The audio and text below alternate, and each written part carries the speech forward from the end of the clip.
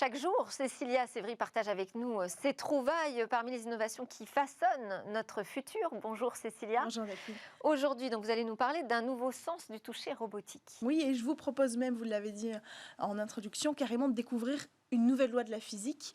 Elle décrit un nouveau sens, celui du toucher de la friction, c'est-à-dire que celui du contact avec la friction, mais pas chez nous.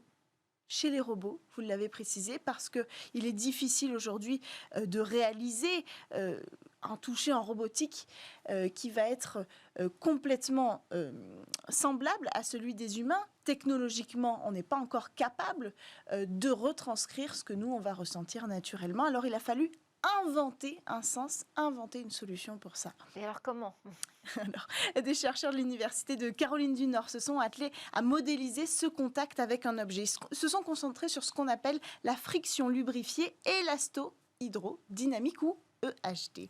Autrement dit, l'interaction de deux surfaces solides entre lesquelles on va avoir un fluide. Cette friction, elle est très importante parce que c'est elle qui va nous permettre de ne pas laisser glisser entre deux doigts un objet. Dans toutes les situations, en fait, pas forcément avec un liquide au milieu, mais en situation d'humidité également. Donc, dans la vie de tous les jours, par exemple, il s'agit du frottement quand on va se laver les mains.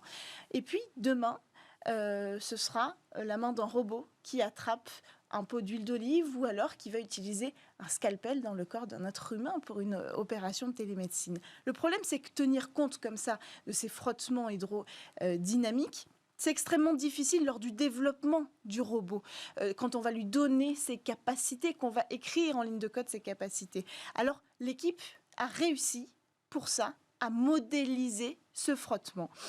Elle a monté un système d'équations qui a permis d'établir un nouveau principe physique. Il tient compte de toutes ces forces qui sont mises en œuvre à ce moment-là du frottement élasto-hydrodynamique, la géométrie, l'élasticité, les propriétés du fluide, la forme, la rugosité. Et ces équations, elles permettent de calculer le couplage multiphysique, en fait, entre la forme solide et les réactions du fluide entre elles en fonction de la matière. Comment va réagir le fluide et comment va réagir l'autre matière en face. Et grâce à toutes ces équations, l'équipe est finalement parvenue à modéliser tous les types de frottements lubrifiés électro-hydrodynamiques. Est-ce que ces modèles ont été testés ? Oui, ils ont été testés. En fait, les modèles, ils peuvent aller des surfaces légèrement surélevées, comme celle sur l'empreinte des doigts, aux rainures de la surface d'un outil robotique. Donc, on a testé les deux face à face. On a mesuré la friction lubrifiée sur un doigt robotique bio-inspiré et sur un doigt humain. Et les résultats sont concordants, ce qui veut dire qu'on a réussi par des calculs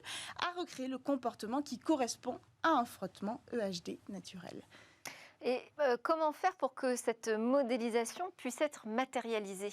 Alors en fait, une fois qu'on sait le modéliser, on va pouvoir préparer le robot, lui apprendre comment ça va se passer. Pour saisir un objet, par exemple, il faut sentir si celui-ci il est mou, reconnaître sa viscosité, sa taille. Le robot, avec cette modélisation, saura le faire intuitivement lui aussi. Merci beaucoup Cécilia Sévry. Merci à tous de nous avoir suivis. On a parlé de la Paris Cyber Week et aussi de la conférence Apple. C'était les grosses actus aujourd'hui dans Smart Tech. Je vous dis à suivre le Lab d'abord avec les entreprises du numérique qui viennent pitcher chez nous. Et moi je vous dis à demain pour de nouvelles discussions sur la tech.